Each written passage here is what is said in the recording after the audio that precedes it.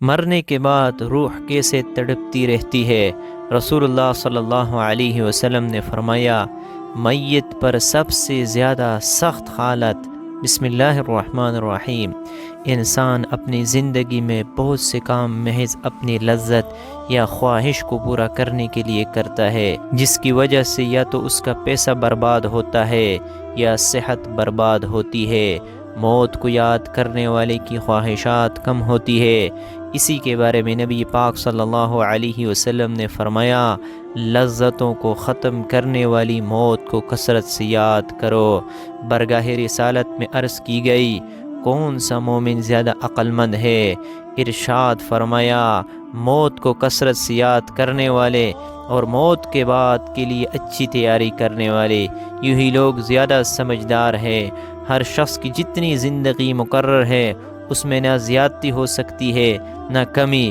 جب زندگی کا وقت پورا ہو جاتا ہے اس وقت حضرت عزرائیل علیہ السلام قبض روح کے لیے آتے ہیں، اور اس شخص کے دائیں بائیں جہاں تک نگاہ کام کرتی ہے فرشتے دکھائی دیتے ہیں۔ مسلمان کے آس پاس رحمت کے فرشتے ہوتے ہیں اور کافر کے دائیں بائیں عذاب کے۔ اس وقت ہر شخص پر اسلام کے حقانیت آفتاب سے زیادہ روشن ہو جاتی ہے، مگر اس وقت ایمان معتبر نہیں، اس لیے کہ حکم ایمان بالغیب کا ہے اور غیب نہ رہا بلکہ یہ چیز مشاہدہ ہو گئی۔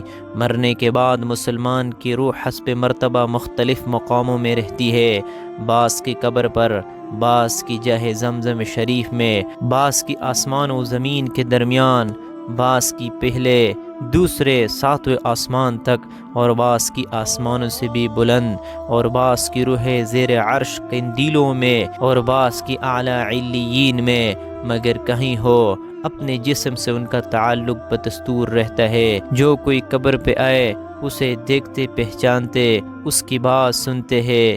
حدیث میں ہے کہ ایک طائر پہلے قفس میں بند تھا اور اب آزاد کر دیا گیا۔ ائمہ کرام فرماتے ہیں، بے شک پاک جانے جب بدن کے علاقوں سے جدا ہوتی ہے، عالم بالا سے مل جاتی ہے اور سب کچھ ایسا دیکھتی سنتی ہے جیسے یہاں حاضر ہے۔ حدیث میں فرمایا، جب مسلمان مرتا ہے اس کی راہ کھول دی جاتی ہے، جہاں چاہے جائے۔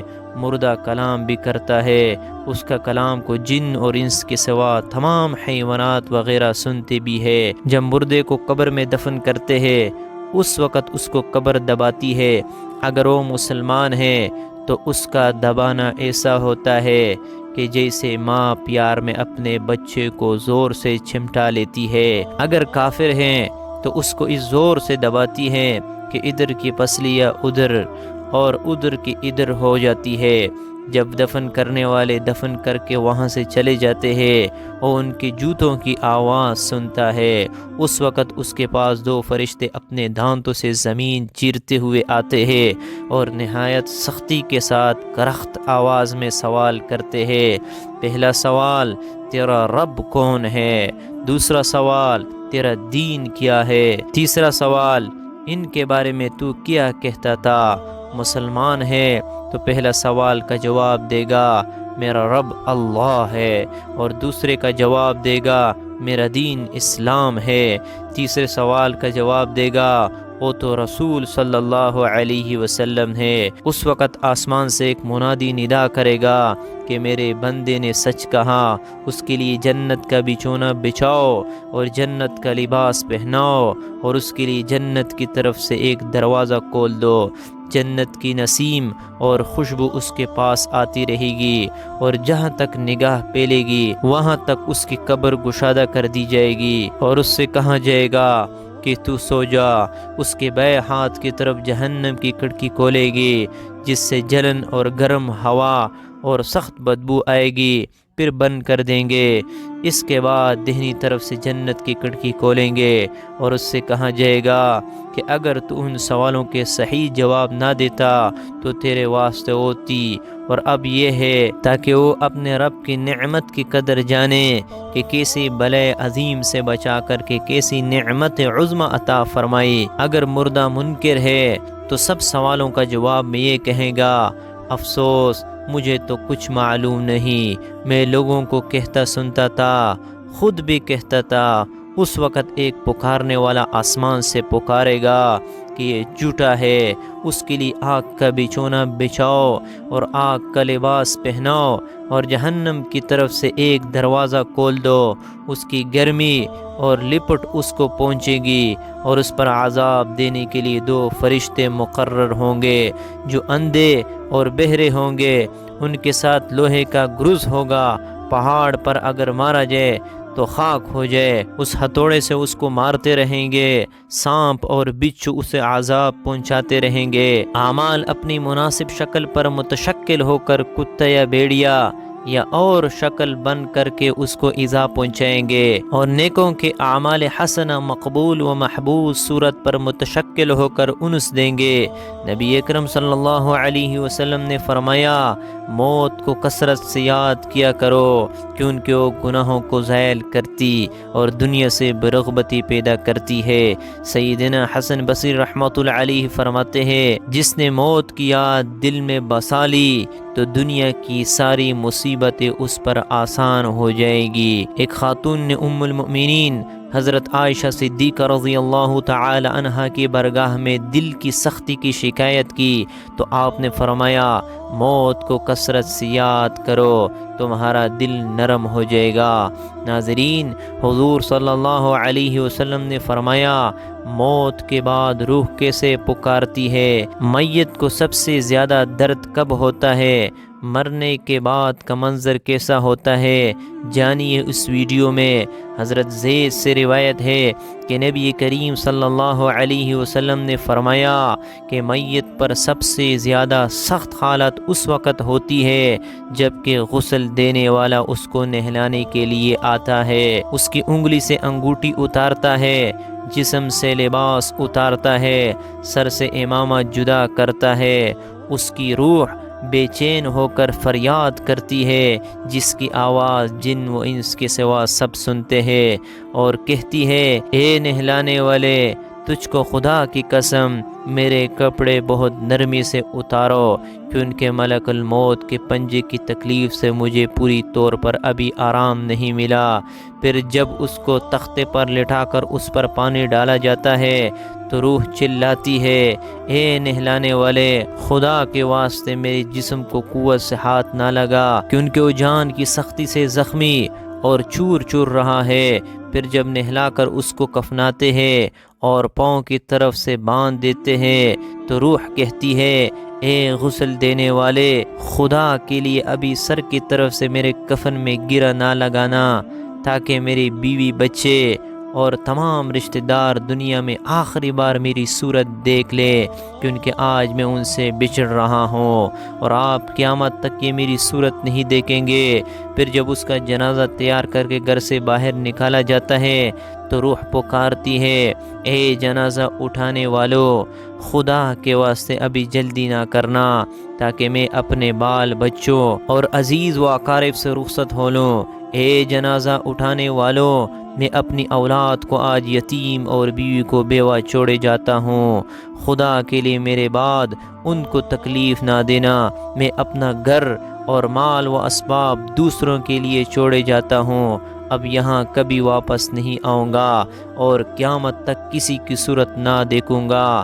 پھر جب جنازہ اٹھا کر لے جاتے ہیں تو میت کہتی ہے، اے میرے بھائیوں، میں نے آج تک جو کچھ مال و اسباب جمع کیا تھا وہ صرف وارثوں کے لیے تھا، آج ان میں سے کوئی میرے گناہوں کا ذرا بوجھ بھی نہیں اٹھا سکتا، ہر چیز کا حساب مجھ سے لیا جائے گا اور میرے وارث کئے اور اڑائیں گے۔ پھر جب نماز جنازہ کے بعد دفن سے پہلے کچھ لوگ اپنے اپنے گھر جانے لگتے ہیں تو میت کہتی ہے، اے میرے بھائیوں، خدا کے واسطے ابھی سے ایسا ظلم نہ کرو، مرنے والا تم سے مانوس تھا اور تم دفن سے پہلے لوٹے جاتے ہو۔ پھر جب اسے قبر میں اتارتے ہیں تو میت کہتی ہے، اے میرے وارثوں، ترکہ پانے والو، میں نے جو کچھ مال جمع کیا تھا وہ سب تمہارے لیے چھوڑا، خدا کے لیے تم مجھ کو دعائے خیر اور فاتحہ سے بلانا دینا۔ بزرگوں کا قول ہے، آخرت کی منزلوں میں سے قبر پہلی منزل ہے۔ اگر اس منزل میں نجات پائی تو اس کے بعد کی منزلیں بہت آسان ہے، اور اگر یہاں عذاب میں مبتلا ہوا تو آگے چل کر اس سے زیادہ سختی ہوگی۔ حدیث شریف میں ہے کہ مردہ قبر میں ایسا ہے جیسے کوئی شخص پانی میں ڈوب رہا ہو اور مدد کے لیے فریاد کرتا ہو۔ مردہ ہر وقت اپنے ماں باپ، بھائی بہن، یہ اولاد اور دوست وغیرہ اپنے پسماندگان سے دعائے خیر اور فاتحہ کا منتظر رہتا ہے۔ جب اس کو اس کے پسماندگان کی طرف سے کوئی تحفہ ثواب پہنچتا ہے تو اس کے لیے تمام دنیا اور جو کچھ دنیا میں ہے اسے محبوب و مرغوب ہوتا ہے، اور اللہ تعالیٰ اس کے رشتہ داروں کی دعائے خیر کے ثواب کو قبرستان والوں پر پہاڑوں کے برابر داخل فرماتا ہے۔ موت ایک دروازہ ہے جس میں سب لوگوں نے داخل ہونا ہے۔ حضرت عثمان رضی اللہ تعالی عنہ جب کسی قبر پر جاتے تو اتنا روتے کہ ان کی داڑھی آنسوں سے تر ہو جاتی۔ آپ سے پوچھا گیا آپ جنت و جہنم کا تذکرہ کرتے ہیں تو نہیں روتے مگر قبر دیکھ کر روتے ہیں؟ کہنے لگے رسول اللہ صلی اللہ علیہ وسلم نے فرمایا کہ قبر آخرت کی پہلی منزل ہے، لہٰذا اگر مرنے والا اس سے نجات پائے تو بعد کے مناظر اس سے کہیں زیادہ آسان ہے، اور اگر اس کی تکلیف سے نجات نہ پائے تو بعد کے مراحل اس سے بہت زیادہ سخت ہے۔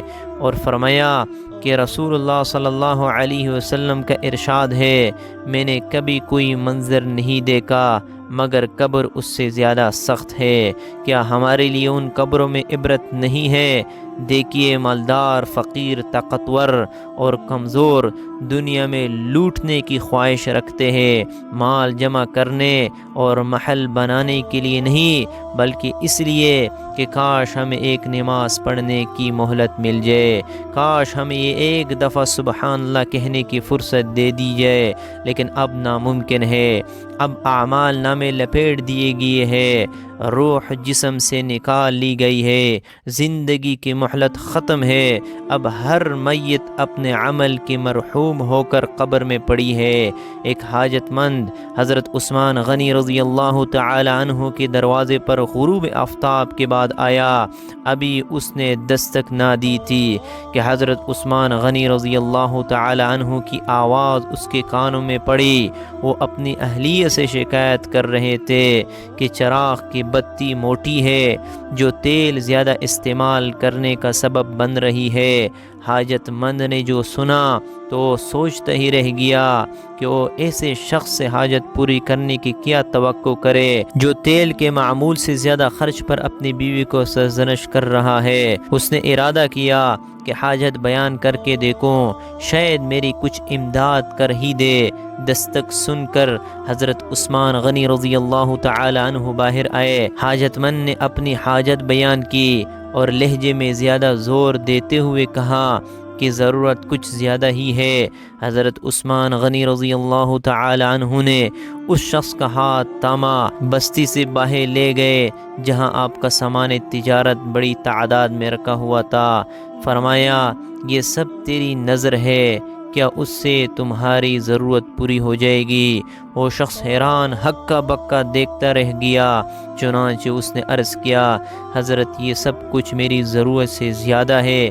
امیر المؤمنین نے فرمایا مجھے خوشی ہے کہ یہ تمہاری ضرورت سے کم نہیں۔ اس شخص نے کہا اے حضرت ایک بات بتائیے، چراغ کی بتی قدرے موٹی ہو جانے پر آپ اپنی زوجہ محترمہ کو سرزنش کر رہے تھے، حالانکہ چراغ اس قدرے روشنی رکھنے میں شاید صرف 1 درہم کا تیل استعمال نہ ہوتا، وہ تو آپ کو گوارا نہ ہوا، اور یہاں ہزاروں کا سامان مجھے بلا تحمل دے رہے ہیں۔ تب آپ نے فرمایا بھائی چراغ میں تیل کا زیادہ اسراف ہے، اور زیادہ اسراف اللہ کو پسند نہیں، اور مجھے اللہ کے حضور اپنے اعمال کی فکر رہتی ہے، یہاں مجھے فکر اعمال لاحق ہے، اس لیے میں نے سرزنش کی سامان تمہیں اللہ کی خوشنودی کے لیے صدقہ دے دیا، اس پر اجر کی امید ہے اور وہاں پر حساب کا خوف ہے۔ اللہ تعالیٰ ہم سب کو دین کی سمجھ نصیب فرمائے اور ہمارا خاتمہ ایمان پر فرمائے، آمین۔ ناظرین، کمنٹ باکس میں ایک بار اللہ کے 99 ناموں میں سے کوئی ایک ضرور ٹائپ کرے۔